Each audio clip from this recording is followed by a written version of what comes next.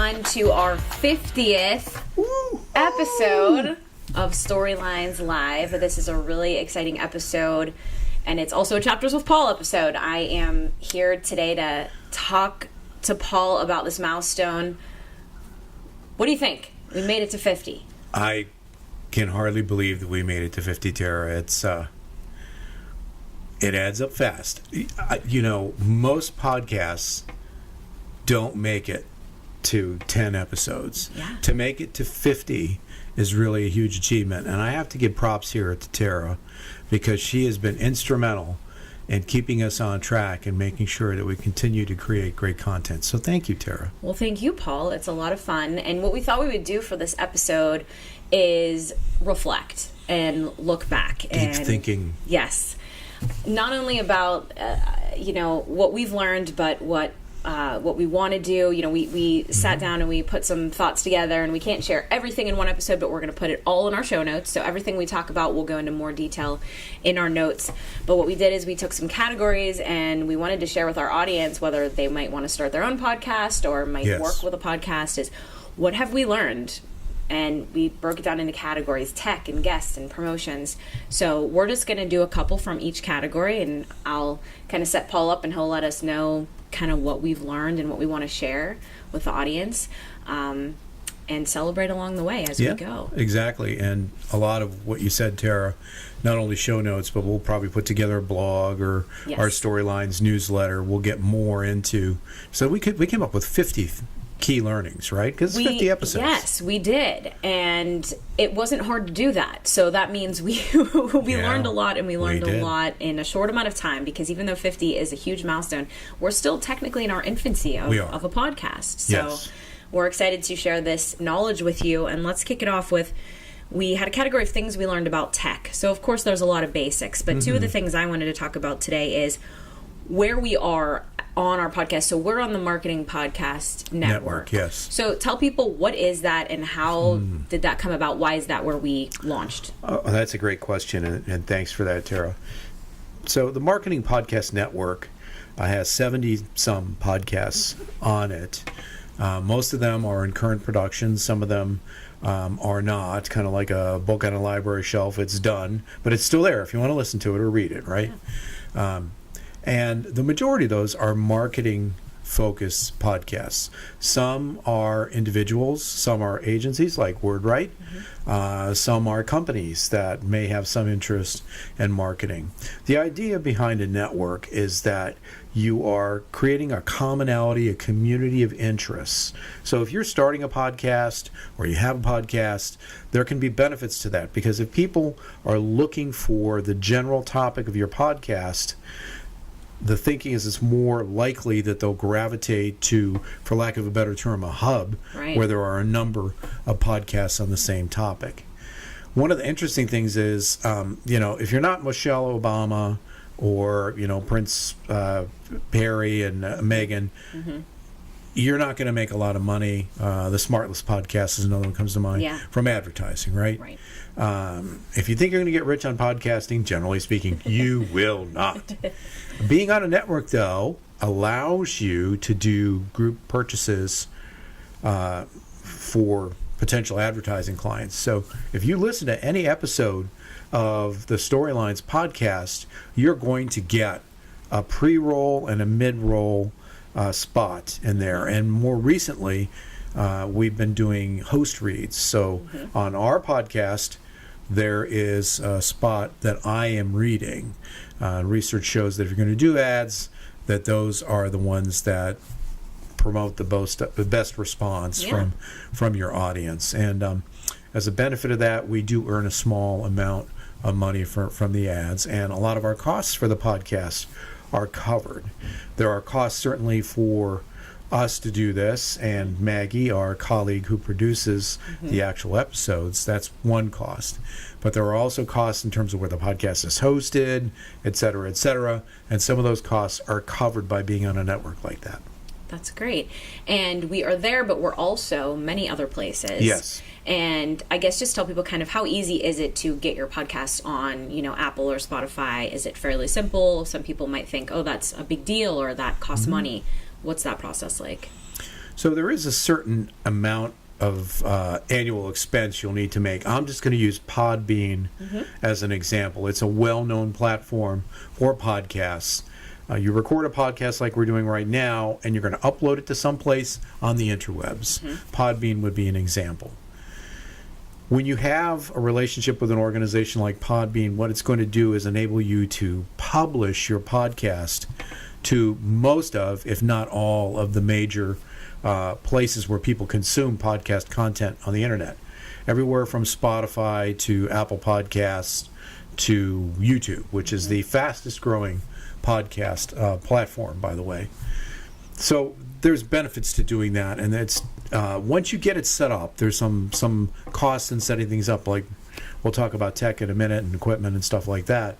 There are some initial costs to get a podcast started. Once you have those in place, it's a matter of maintenance. So with our hosting through the Marketing Podcast Network, behind the golden door, we've got a platform like Podbean. I'm not sure if it is Podbean. It might be another one.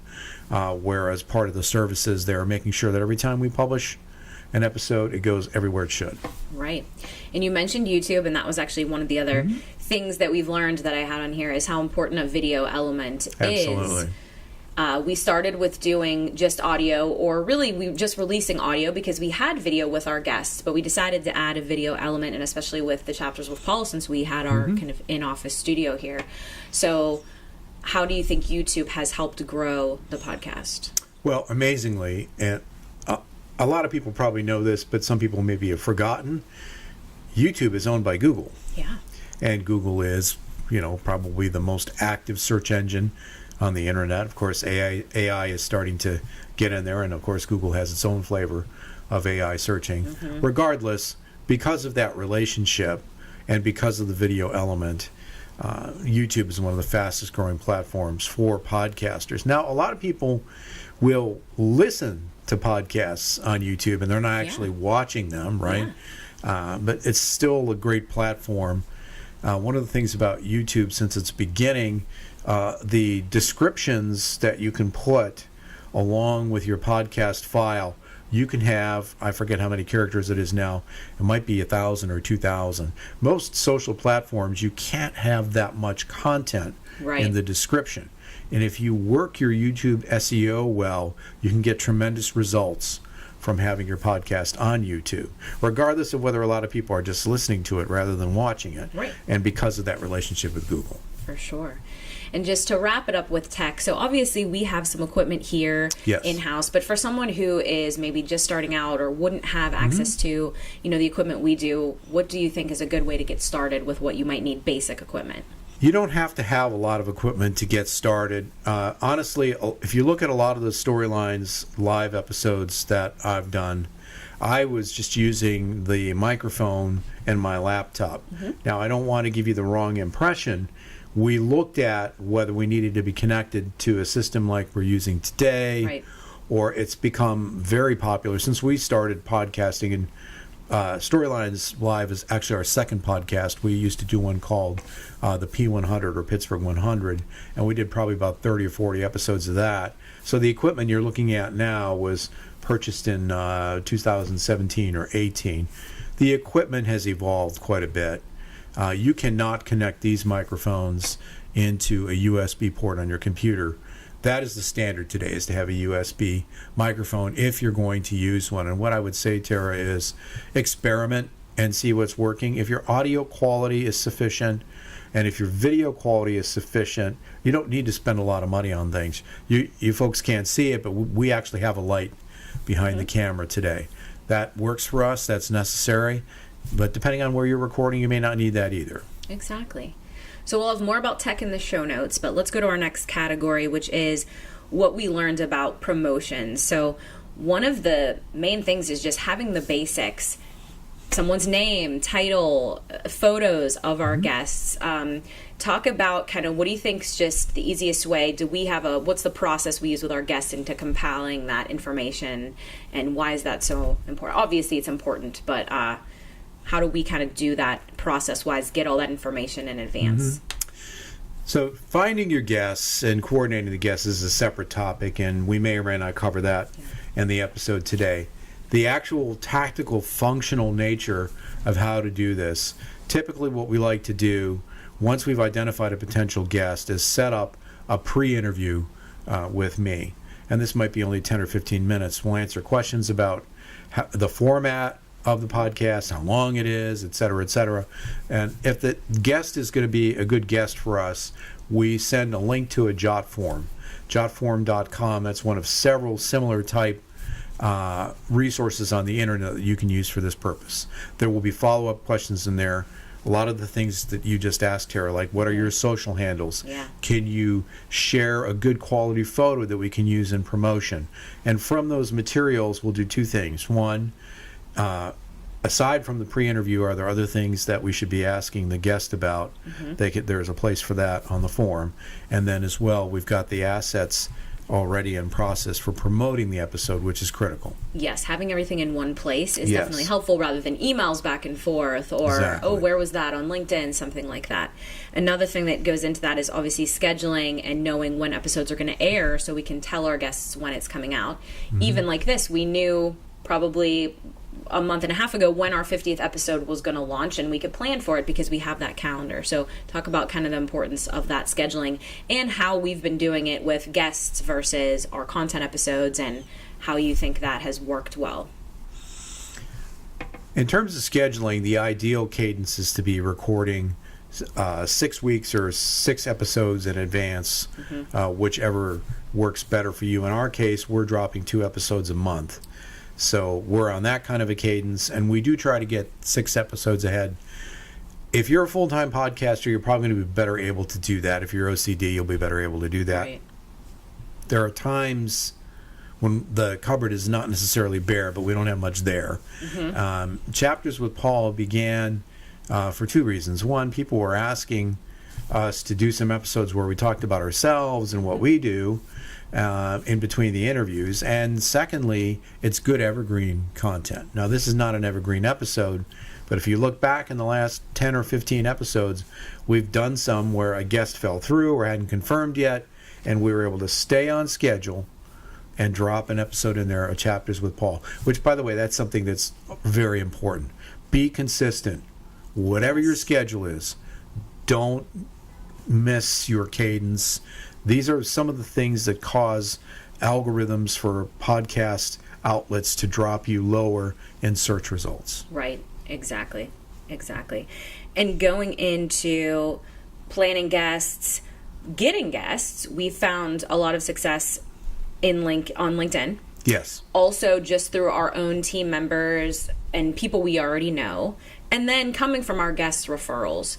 So through the process of getting guests, talking to guests, what have you learned in general as far as, does it take 2 or 3 weeks to get someone to schedule? Does it take 3 months? What have you learned as far as how long that process takes and how easy or hard is it to find new people that fit into what we're looking to do? It can be very easy to find guests if you're willing to take anybody. Right. We are also, in addition to everything you mentioned, Tara, we are on a few of the podcast matching services. We use podmatch.com primarily. The ratio, according to industry statistics, of people who want to be guests versus podcasts is 9 or 10 to 1. Right. That means you have to be selective if you want to ensure that you are delivering a consistent type of podcast to your audience. We are very much in that camp. We don't want to have people on our podcast just to fill space. It has to fit with the concept of the podcast, which is storytelling. And so that's why it's important to do all the things that you suggested, Tara, to be looking in other places. Frankly, you cannot ask enough of people to be a podcast guest. I am chasing people, and I've had to chase some people for as much as 6 months to get them on the podcast because I know they'll fit the format. Right. And along with that, when we started Chapters with Paul, we thought, okay, what topics do we want to cover? And we kind of looked at 3 things: audience guided, what we were seeing with our own clients, and then just what was kind of happening in the world. What could we talk about?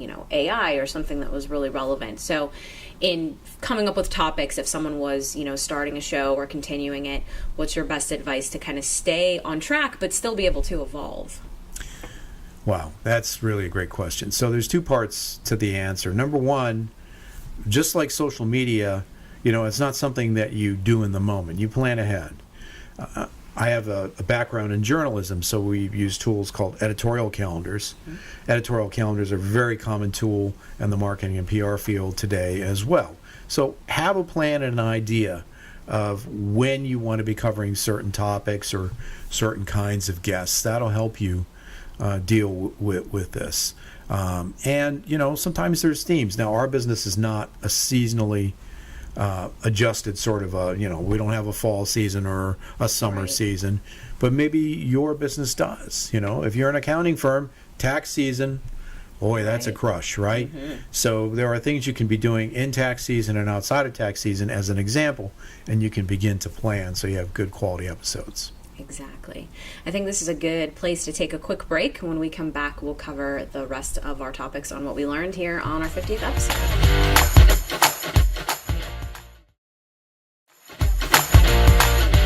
All right, welcome back to our 50th episode here on Storylines Live.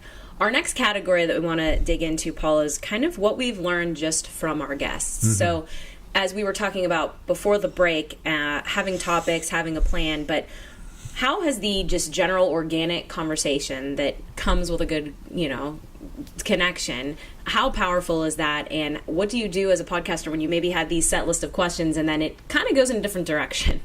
Well, those are two excellent areas to focus on. So first of all, in my experience, a good podcast host is a curious person, and a good focus for your guests is to try and learn about things. Mm-hmm. As a host, you're representing your audience, and to put yourself in the place of the audience and say, what would I like to know more about?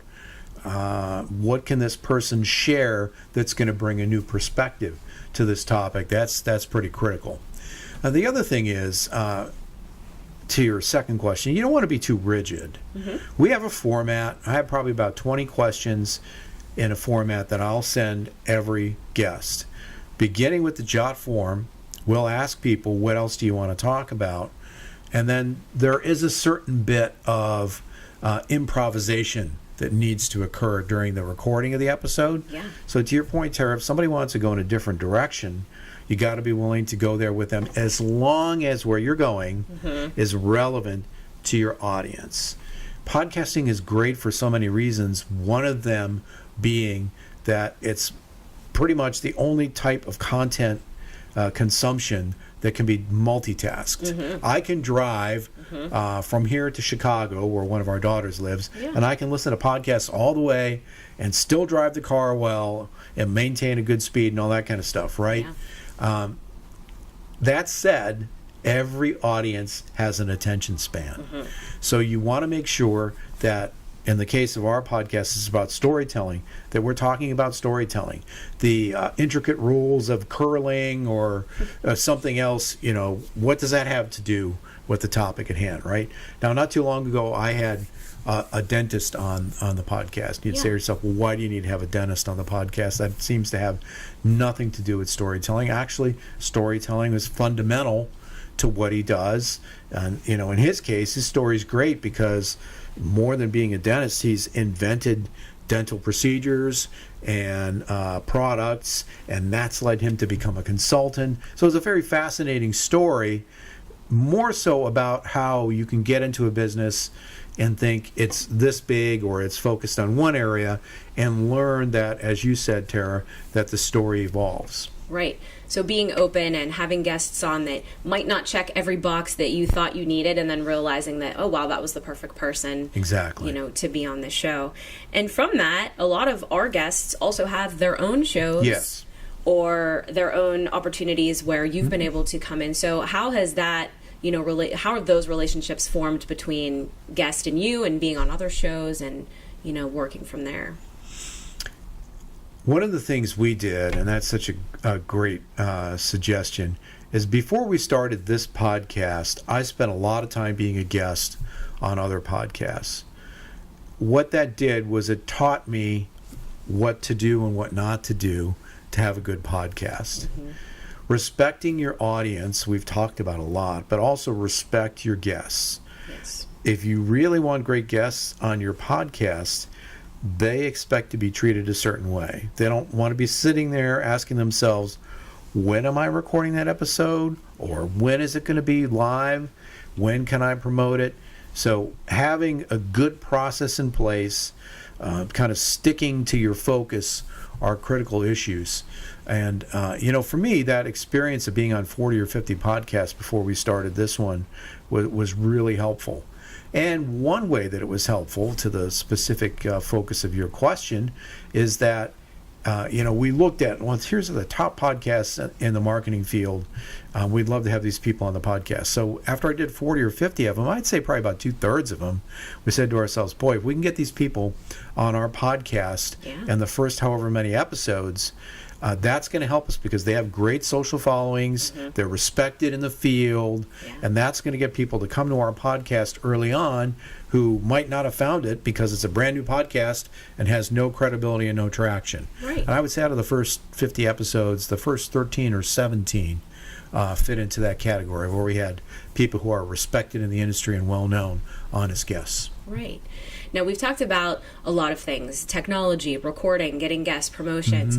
But editing, even while all of that is done well, the supporting material that needs to go kind of behind the scenes of the podcast, being show notes, linking to the things you said you were going to link to, sharing it out on socials. How important is that? Because you can record a bunch and have them sitting on your computer, but it's really that execution of putting them out there.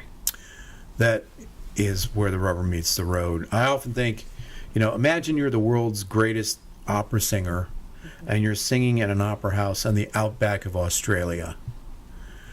Unless people know you're there, they're not going to know if you're any good. Right. And if you have a great podcast or a great podcast episode or a great podcast guest, but people can't find it and don't know about it, what exactly are you doing? Yeah. You're doing this for a reason, and maybe your reason might be you just find it fun, phenomenal, but you're also doing it because you want an audience, right? So this is a table stake. You have to make sure that people are aware of the podcast, they know where to find it, that you're promoting it. And on a tactical level, even our own podcast, the mother load is to have transcripts up. Yeah. Because transcripts are 100% SEO searchable. Right. We've got show notes now, and Maggie, who produces the podcast, is catching up and getting all the video on there as well. But if you can, and there are plenty of places on the internet where you can find transcription services, make sure that you have everything in the show notes, the links. By the way, if you have a guest on and you say, where can people find you, which I always do, make sure you have that all in the show notes, right? Exactly. And give your guests something that they can promote. The show notes for sure is something that they can share with their audience, and if it's somebody in their network who knows them and they are considering whether or not to listen to that episode, they can scan the show notes, see what they need to know, and decide to listen or not. Exactly. So in closing, our last category was what we've learned about ourselves. Our vulnerable piece here. One thing, just as we're sitting here and I'm looking at all this equipment, is being resourceful using what we already had. Yes. So, as you said, this equipment was for something else, and even though it may be slightly not newer, it doesn't mean it doesn't work, especially for what we're doing. We have a camera here that we've been using. So, as far as, what you've learned in, hey, we already have all this stuff kind of set up. Were you surprised? Did you think you would have to put kind of more into that effort initially before you kind of looked around and said, well, I really kind of have what I need? Yes. We did think that we'd need more than we have, and there are plenty of fine quality podcasts that are accomplished by recording on Zoom or Teams or whatever with not very much equipment at all.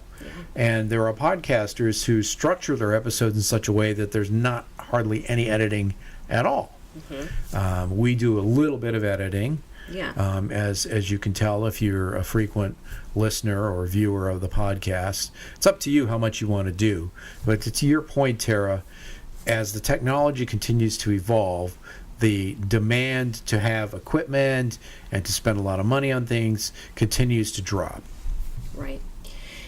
success takes time in Yes. anything, right? And there's a lot of podcasts, there's a lot of competition. Being, honest, is this where, you thought you'd be at 50? Are you surprised at sometimes how long things take? Did you know this was going to be the case? What's your feelings coming up on 50 about where you are with the process and the future? Wow. This is a podcast is a great way to get your thinking out into the marketplace of ideas. And this podcast has been great for that. Mm-hmm. I find myself many times talking to potential partners or potential clients and referring to a particular podcast episode for them so they can learn more about what we do, what we've done for a specific client, or even just to meet an interesting guest who has a very interesting take on storytelling. As I joked about earlier in this episode, if you go into this thinking, you're going to be the guys behind Smartless or Michelle Obama or Meghan Markle or something like that, probably not a very realistic expectation. Right. Podcasts, generally speaking, are not multi-million-dollar money makers for the podcasters. They are great ways to share your thought capital and your authority, to demonstrate to people that you know what you're talking about and that you have something valuable to contribute to your audience. And ideally, if you have an interview podcast, you are sharing the thinking of other people, which keeps things fresh and keeps the audience coming back. And you get the opportunity to really have conversations with people that maybe you're only able to talk business or strategy. Yes. You don't really get that chance to have that almost conversation over lunch. It just gets to be recorded for everyone else to hear as well. But that's very valuable, when you have two very smart people in a room to get that knowledge, while you're driving on your trip or doing your dishes or whatever that might be. So did I miss anything, or is there anything else that you're thinking of as we've talked about all of this that you want to kind of leave everyone with? Two thoughts. First of all, if you think you want to do a podcast, I hope you've learned from what we've learned that it doesn't have to be an insurmountable obstacle. Try it. Secondly, to have success, as Tara said just a minute ago, it really does require consistency. If you try it and you find it's not a good thing for you, then go on to something else. If you really love it, keep doing it and be consistent, because this is one of those things where those who are in the race for the long haul will succeed. Right. So to close us out, tell us again what Storylines Live is all about. Storylines Live is the only podcast that explores the power and the meaning of the most important story in business, the one that answers why somebody should buy from you, work for you, invest in you, or partner with you. We call that your capital S story, because it stands above all the other stories that business leaders need to share. And the focus of our podcast is talking to marketing experts and business leaders who have great stories to share, who can help you and your organization do a better job of sharing your capital S story. Thanks for listening.